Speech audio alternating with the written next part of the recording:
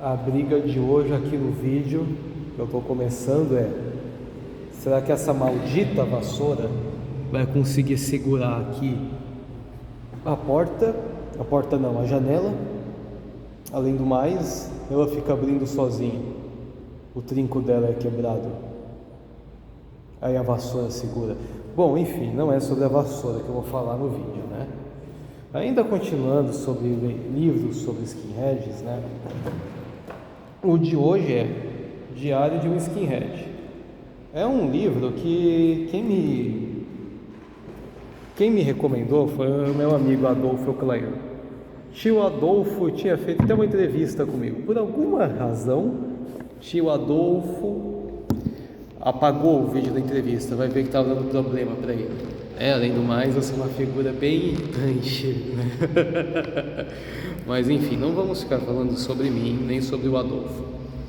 Então, esse livro aqui, Diário de um Skinhead, conta sobre um espião, um jornalista infiltrado que entrou dentro de movimentos nazistas e antifas, não foram só dentro de movimentos nazistas, né? Ele era um espião, né? Geralmente quando a gente pensa em espiões, a gente pensa em tipo CIA, KGB, Mossad, ABIN, que são serviços de inteligência. Não, jornalistas fazem isso também, né?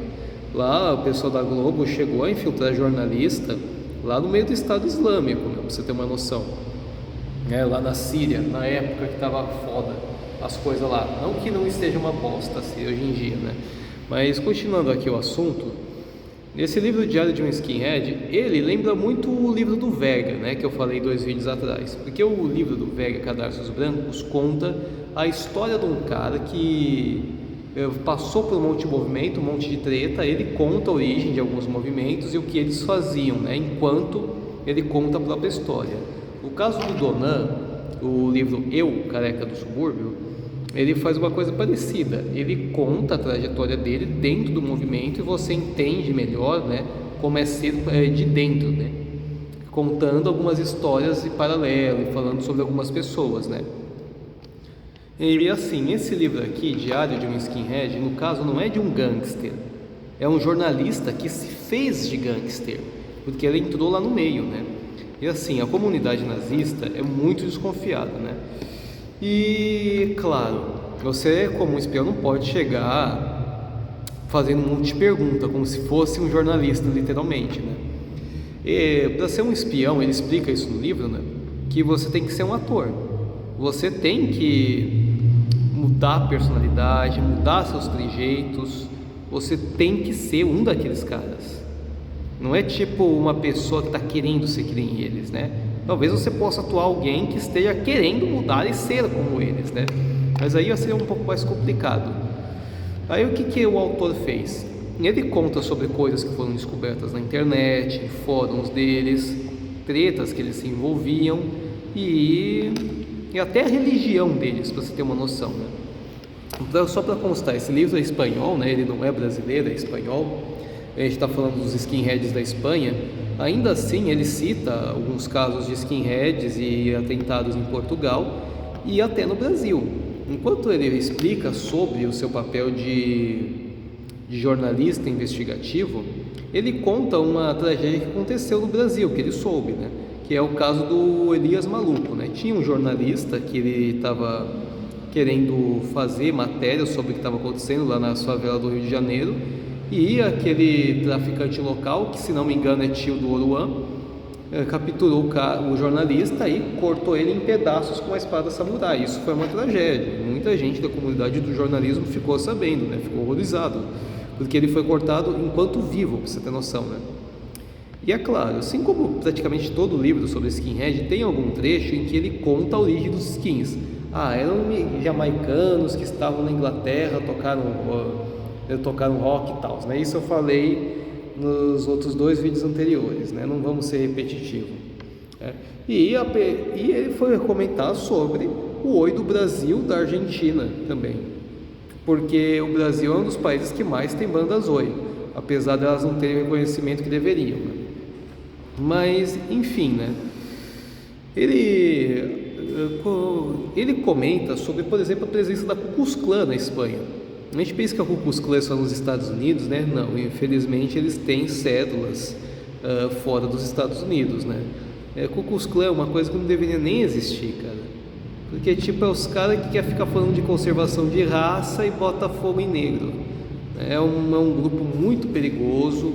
E então, ele conta sobre como ele conheceu membros da Ku Klux Klan dentro da Espanha, que eles tinham contato. Eu devo te lembrar que você não precisa ser skinhead para ser nazista. Skinheads se tornaram em geral gangues politizadas, de esquerda, direita, narcos e tal, né? E ele destaca como é ser infiltrado, no caso. Eles têm que andar por aí com microcâmeras, para você ter uma ideia. Câmeras bem pequenininhas, né, que quando uma pessoa está assim te revistando, batendo no seu corpo, nem vai reparar.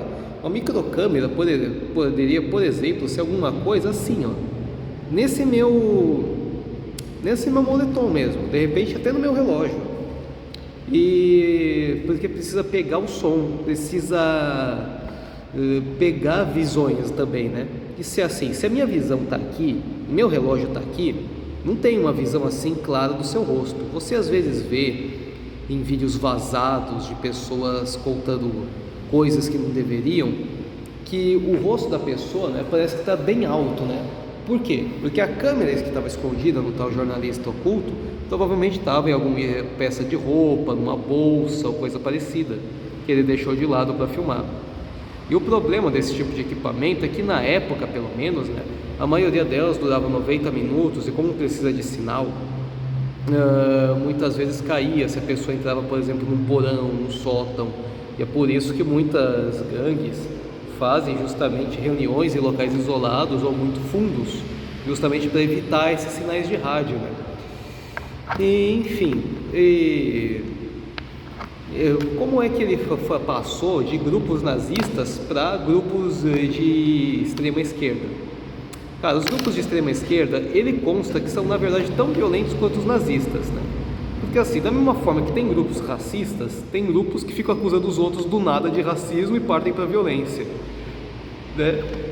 Cara, muito simples, você troca o símbolo da cruz celta que está na roupa, coloca uma do Che Guevara, tira a caveira nazista, coloca o martelo e foice, aí você tira lá a bandeira dos Estados Confederados e você coloca uma da Palestina.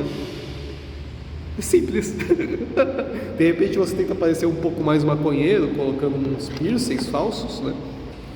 E, cara, ele consta que tanto a esquerda quanto a direita, né, se referindo direita aos nazistas, tá? Não sei que tem muita gente que consta que nazismo é de esquerda, ou no meu caso eu consto que é uma terceira via, mas no caso aqui ele se refere a eles como extrema direita, tá? Só para ficar claro. Que eles são igualmente iguais, eles têm o mesmo tipo de pensamento. O que seria o mesmo tipo de pensamento? De ver outros grupos que não pensam como eles como sub-humanos. Os sub-humanos, pessoas que são inferiores a eles por no mínimo não pensar igual, são mais burras que eles e que merecem apanhar por isso. E aqui no caso dos nazistas, eles acabam condenando muito algumas pessoas por raça, né, ou por credo, no caso principalmente judeus. Mas no caso de movimentos antifas bem radicais, eles têm esse mesmo tipo de comportamento. Muitos deles também odeiam judeus. Além do mais, eles são apoiadores da Palestina. Então eles partem do antissionismo para o antissemitismo. Todo antissionista tem um pezinho no antissemitismo, porque diz que o judeu não pode ter nada disso, o judeu controla tudo. Então começa a partir de uma espécie de uma variação desse racismo. E o que acontece? Esses grupos, eles eram inimigos. Então, óbvio, ele não pode simplesmente trocar de roupa e ir para rolês do nada, porque se o inimigo vê, pode reconhecer o rosto dele, vai estranhar isso, vai ser especulado que ele é um infiltrado no mínimo de outra gangue. Então pode até se pensar que é como se ele fosse um agente triplo, não duplo, porque ele estava infiltrado em movimentos que eram inimigos, né? E assim, o autor em questão, ele comenta sobre como travestis eram alvos, homossexuais, negros, árabes. Mas, sim, porém, ele comenta uma coisa assim interessante. Muitos árabes começaram a ter muita amizade com skinheads nazistas. Por quê? Porque ambos odeiam judeus. Esses árabes em questão eram muçulmanos bem apoiadores da causa, daqueles que saem do país que está uma merda e tornam o país que eles vão uma merda também, porque eles fazem o mesmo tipo de coisa que faziam lá no outro país.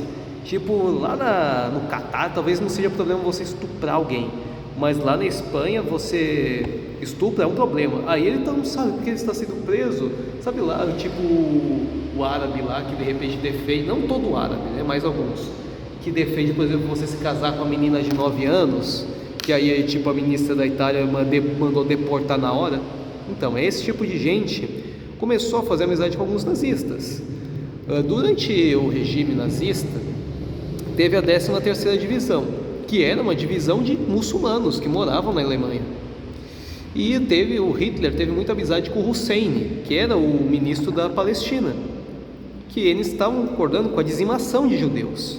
Tanto é que uma das justificativas da criação do Estado de Israel é justamente eles terem um território à parte para evitar esses ataques, né, de pessoas que são completamente contra eles, não contra o credo deles, não contra, de repente, a finança deles, os bancos deles, mas também contra eles em si, a própria raça deles. E assim, sobre bancos, você já ouviu falar daquela lenda de que Hitler ele acabou com o desemprego na Alemanha, não sei o quê? Então, sabe o que ele tinha feito? Quando você tem um documento, está lá na sua identidade, nacionalidade, alemão, polonês, austríaco. Então, se um cara nascesse na Alemanha, ele era alemão. Aí ele começou primeiro a tirar a nacionalidade deles. O documento do judeu aparecia judeu. Se você fosse deportar, por exemplo, um polonês, mandava de volta para a Polônia. Mas para onde vai mandar um judeu? Se não existe uma Judéia, um país chamado Judéia. Então, a partir daí, ele começou a tirar a humanidade deles. E o que ele fez em seguida? Ele tirou toda a riqueza dos judeus, tipo, tirou toda a finança, todo o nome que eles tinham em banco, né, que eles eram donos, e outros comércios, e passou para alemães que trabalhavam na mesma área. Na época, o judeu representava menos de 1% da economia alemã, mas eles tinham grande parte do monopólio. E aí, esse monopólio passou para a mão de outros ricos alemães, que dobraram a sua riqueza, e foi assim que eles começaram a investir, né? E aí, tipo, em seguida, ele começou uma matança contra eles, né?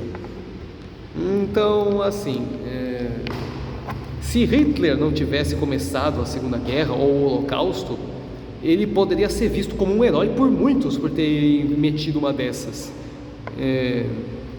Porque assim, cara, uma coisa, né? Você acha que eu me desviei do assunto do livro? Não, na verdade não me desviei. Uma coisa que consta aqui nesse livro é que muitos desses nazistas que tinham na Espanha, né, ainda tem, eles fazem uma espécie de cultismo a Hitler. Muitos são negacionistas ou começam a querer apelar para conspirações sobre judeus. Não é todo judeu que é banqueiro, não é todo judeu que é rico, não é todo banco que pertence a judeu. Mas eles começam a criar pseudo-religiões.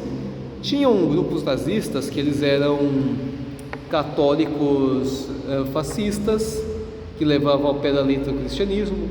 Tinham grupos que eram pagãos, eles queriam misturar a mitologia nórdica com o cultismo ao Führer. Eles queriam pegar até cultismo hindu. O hindu, a pele deles é morena, é quase como se fosse um índio ou mesmo um negro alguns. O que é que eles vão misturar hinduísmo com culto a Hitler, né? E ainda mistura com budismo. Budismo e hinduísmo são coisas diferentes.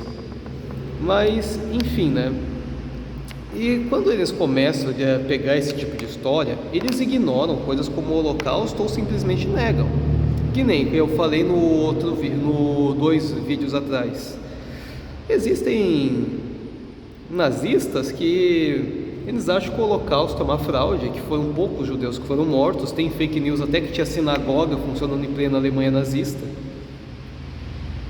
E eles dizem que na verdade eles são só contra o sionismo e contra os imigrantes. Mas você vê que, por exemplo, alguns grupos que ele citou aqui no livro, eles defenderam o 11 de setembro, dizendo que foi uma afronta ao sionismo. Cara, o que um World Center tinha a ver com judeus? Aquilo foi um atentado que o Bin Laden meteu para querer desafiar os outros. Então, assim, eles têm muitas divisões entre eles, até mesmo brigas entre eles. Não é só brigas com skinheads de comunistas ou punks, anarco-punks. Havia ou contra skinheads conservadores, que são de direita ou de centro. Mas os nazistas entravam em conflito entre si também. Então, assim, esse livro aqui, ele também consta, de violência entre estágios. Você vê, por exemplo, que alguns grupos de skinheads contra nazismo, como por exemplo Carecas do Subúrbio, odeia trombadinha, odeia roubo, essas gangues, elas não gostam de ser chamadas de gangues, porque se a gente se junta e vai fazer um arrastão, por exemplo, a gente é uma gangue.